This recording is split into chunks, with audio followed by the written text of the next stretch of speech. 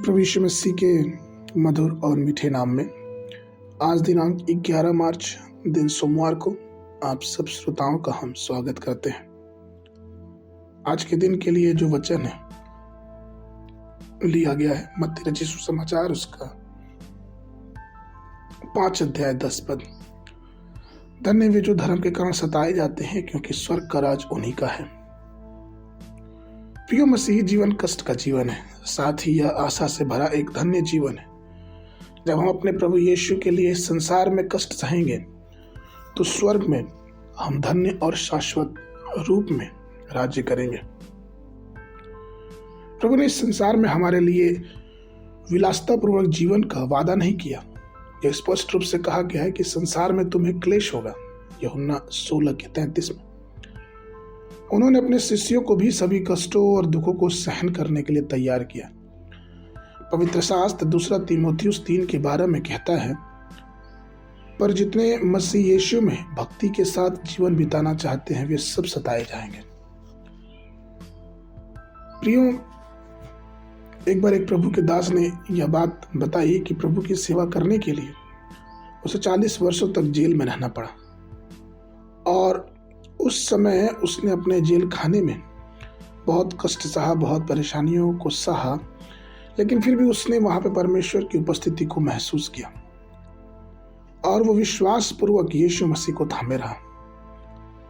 पवित्र शास्त्र में मूसा के विषय में पढ़ते हैं, इब्रानी उसके 11 अध्याय में 24 और 26 पद इस प्रकार से कहते हैं, विश्वास ही से मूसा ने सयाना होकर फिरौन की बेटी का पुत्र कहलाने से इनकार किया, इसलिए कि उसे पाप में थोड़े दिन के सुख भोगने से परमेश्वर के लोगों के साथ दुख भोगना और उत्तम लगा, और मसीह के कारण निंदित होने को मिस्र के भंडार से बड़ा धन समझा, क्योंकि उसकी आंखें फल पाने की ओर लगी थी। तो प्रियो, चिंता ना करें यदि लोग हमारे विरुद्ध खड़े होते हैं, क्योंकि आप मसीही हैं। तो आप याद रखें कि आपके कष्ट और आपके दुखों का अंत होगा और हम सब स्वर्ग के राज में एक बड़ा प्रतिफल पाएंगे। शिष्यों के जीवन को देखें कि वो यीशु मसीह के साथ रहे, मसीह के राज्य का विस्तार किए, लेकिन किसी भी शिष्य की प्राकृतिक रूप से मौत नहीं हुई। उन्होंने मौत को गले लगाया, वे सताए गए, वे पीटे गए। और इसी कारण तो हम देखते हैं कि किस प्रकार से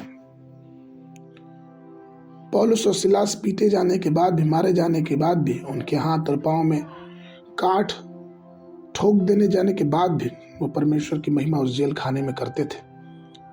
और शायद दाऊद इस बात को जानते हैं, उसने भजन उसके 34 के 19 में इसलिए कहा है कि धर्मी पे बहुत सी विपत्तियां पड़ती तो हैं, परंतु यहोवा उन सबको उनसे छुड़ाता है। प्रियो, हम इस बात को ध्यान रखें कि जीवन की धन्यता हमेशा परमेश्वर के हाथों में है। इसलिए आइए परमेश्वर से जुड़े रहें और हर प्रकार के दुखों को, हर एक प्रकार के कष्टों को परमेश्वर के लिए सहते रहें, जिससे आने वाले समय में हमारा जीवन सफल होने सके। आज मनन के लिए रोमियो की पत्री उसका 8 अध्याय 18 पद, क्योंकि मैं समझता हूं कि संसार के दुख और क्लेश उस महिमा के सामने जो हम पर प्रकट होने वाले हैं कुछ भी नहीं। बाइबल अध्ययन के लिए सुबह के समय व्यवस्था विवरण की पुस्तक उसका 14, 15, 16 अध्याय, शाम के समय मरकुस उसका 12 अध्याय 28 पद से लेकर 44 पद तक। परमेश्वर आप सबको आशीष देवे।